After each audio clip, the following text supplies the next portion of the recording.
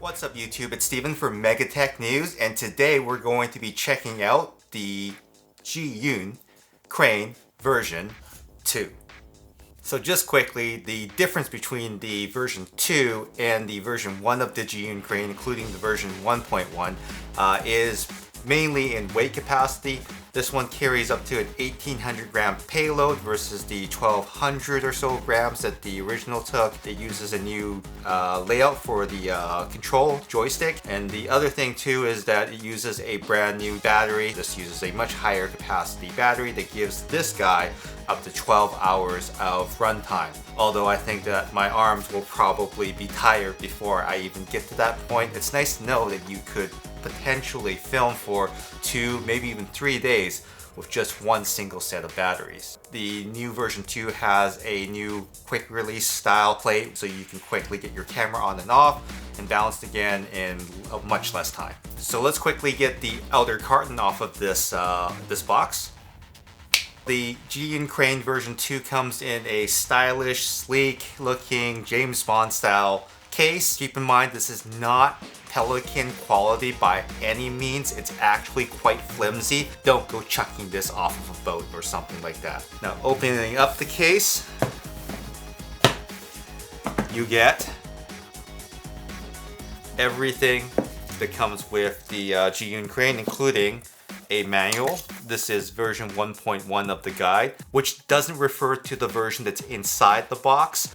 You get 2 lithium-ion batteries. They're much bigger than the originals. These are 3600 milliamp hour. You also get a charger for these 2 batteries right here. This is a nice compact charger. It is USB, so you can plug it in pretty much anywhere that there's a USB port to charge these guys up. You also get 2 set screws, which will be used for the balancing and attachment of your camera body. There's also a lens support right here. Now I'm not sure why they would put something in here like this, mainly because the payload is only 1,800 grams. So if you're using a bigger lens, maybe you can use a smaller body, but there is the capacity for something like that inside the box here, so you can carry a longer lens at the expense of maybe a smaller or lighter body. You get a USB cable inside the box as well too. Now this is the bottom of the Zhiyun crane.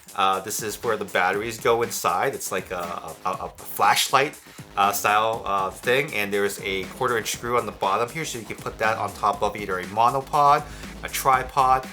There's a lot of different things that you could potentially put this on top of, even a mini tripod, so you can set it up and balance it, which would be very convenient.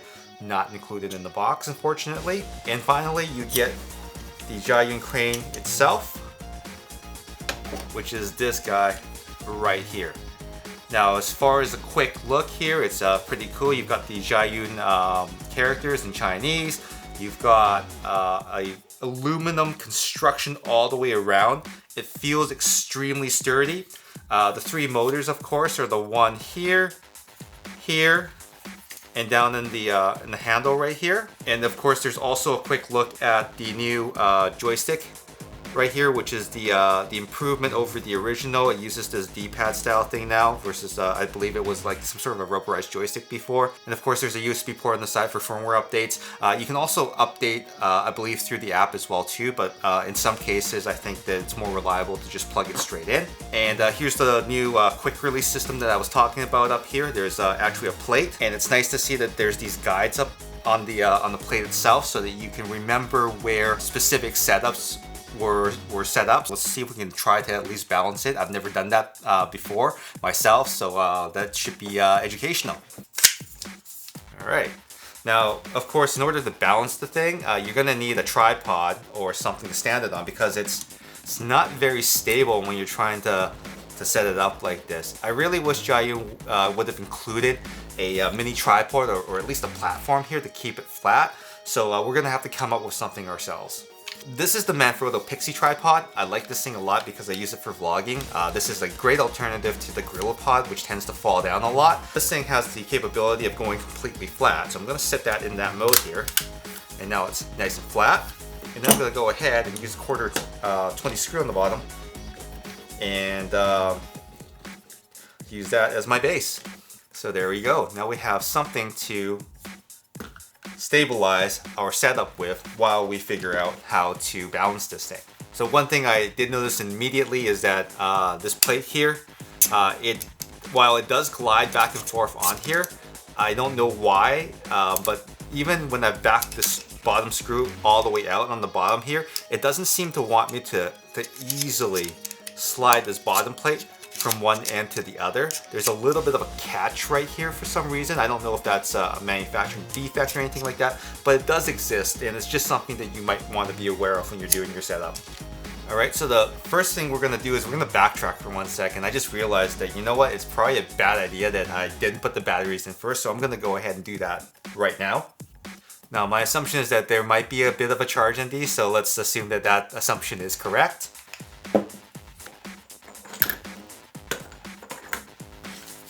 And again, having these little tripod feet on the bottom make the process of setting this up so much easier. Zhiyun, you guys have to put something in the box. A lot of other manufacturers do that, like you know, your 2 other competitors, so why don't you guys do that? This is an A6300 with a 16 to 35 millimeter lens, and it's got a small rig cage around the outside of it right now. The Zhiyun Crane version 2 takes up to 1,800 grams, so let's quickly weigh this to see how much it weighs.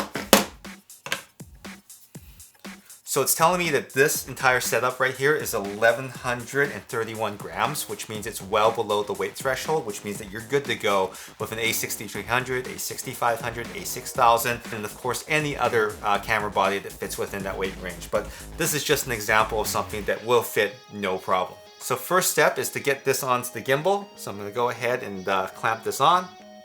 All right, perfect. So it's on there, and the quick release plate is doing its job. It's allowing us to move it back and forth on this thing here without affecting anything else. It does seem to work better and slide better when there's a camera on here.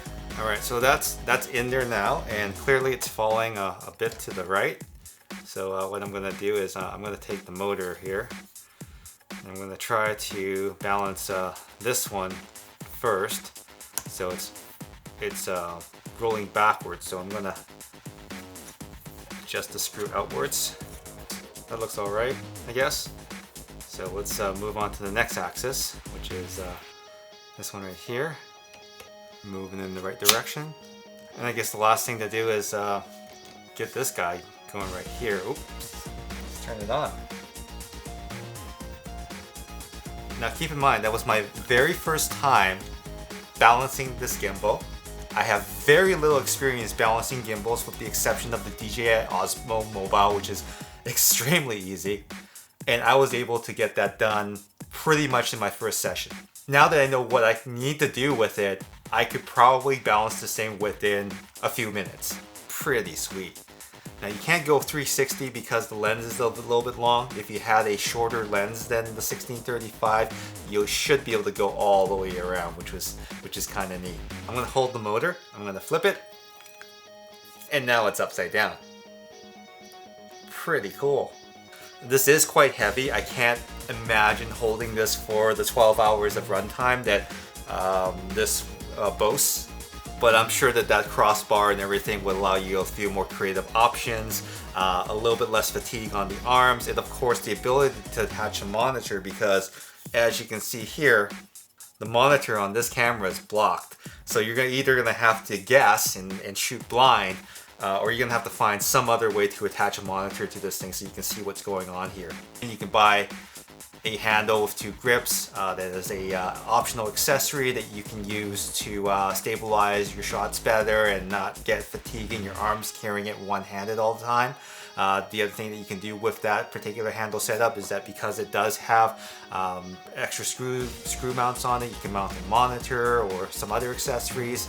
There's also a remote that you can use with the handle to control the gimbal, because you're no longer able to actually touch this center column while you're holding on to both handles. So that's an optional accessory. You can also, and this is the other thing you can do with it, is control the camera, zoom, and the ability to start and record and stop and record rather with an accessory cable. Now these cables aren't regular USB to USB cables, micro USB to USB cables. They're actually special. So what happens is that there is a port that's sitting right here on the Zhiyun crane, and what you would do is you would hook that up into your camera, and then you should be able to record, stop, take photos, and all that other good stuff using the controls.